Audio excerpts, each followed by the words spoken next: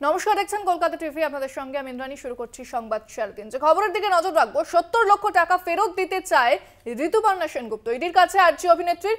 ঋতুপর্ণার ration দুর্নীতি মামলায় ঋতুপর্ণাকে আগেই জিজ্ঞাসাবাদ করেছিল ইডি। জিজ্ঞাসাবাদের পরেই টাকা ফেরতের আরজি ঋতুপর্ণার। এ বিষয়ে বিস্তারিত কথা বলবো। ফোনে রয়েছেন প্রতিনিধি রিয়া মাঝি।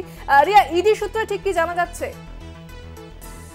হ্যাঁ দেখো, তোমাকে জানিয়ে রাখবো যে ঋতুপর্ণাকে বহুবার তলব করেছিল ইডি। তবে একবারই ঋতুপর্ণা সেনগুপ্ত তিনি হাজিরা দেন ইডির দপ্তরে এবং সেখানে গিয়ে তাকে দীর্ঘক্ষণ জিজ্ঞাসাবাদ করা হয়। মূলত যেটার জন্য তাকে তলব করা হয়েছিল যে তার অ্যাকাউন্টে, বাকিপুরের অ্যাকাউন্ট থেকে টাকা গিয়েছিল এবং লক্ষাধিক টাকা ট্রান্সফার হয়েছিল এই ঋতুপর্ণা সেনগুপ্ত অ্যাকাউন্টে। এবং তদন্তকারী আধিকারিকরা ঠিক জানতে চাইছিল যে এই যে রেশন দুর্নীতি, সেই রেশন দুর্নীতির সঙ্গে এই টাকার কোনো রকম যোগসূত্র আছে কিনা, সেই কারণের জন্য মূলত তাকে তলব করা হয়েছে। তবে এই যে তলব বা তাকে জিজ্ঞাসাবাদের পর ঋতুপর্ণা সেনগুপ্তর তরফ থেকে আর্জি জানানো হয়েছে এই ইডি কর্তাদের কাছে যে তিনি 70 লক্ষ টাকা ফেরত দিতে চান বলে এমনটাই আর্জি জানানো হয়েছে। যদিও এখনো অব্দি ইডির তরফে কোনো রকম উত্তর দেওয়া হয়নি তার এই আর্জির পরিপ্রেক্ষিতে।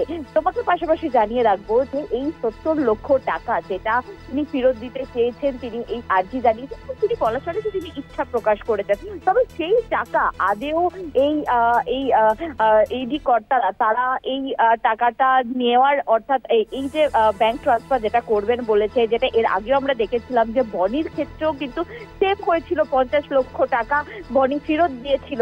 এক্ষেত্রেও ঠিক সেটা করবেন কিনা ইডি কর্তারা, নাকি এই তদন্ত প্রক্রিয়া চালিয়ে নিয়ে যাবেন এবং ফের তলব করবেন ঋতুপর্ণা সেনগুপ্তকে, সেটা কিন্তু এখনো স্পষ্ট নয়। তবে ইডি সূত্রে কিন্তু এমনটাই জানা যাচ্ছে যে 70 লক্ষ টাকা ফিরিয়ে দিতে চায় ঋতুপর্ণা বলে এমনটাই তিনি আর্জি জানিয়েছেন।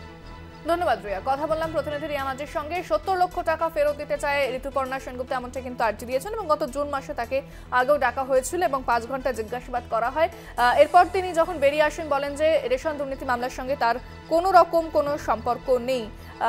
এরপরে কিন্তু তিনি 70 লক্ষ টাকা ফেরত দিতে চান, এমনটাই আর্জি করেছেন।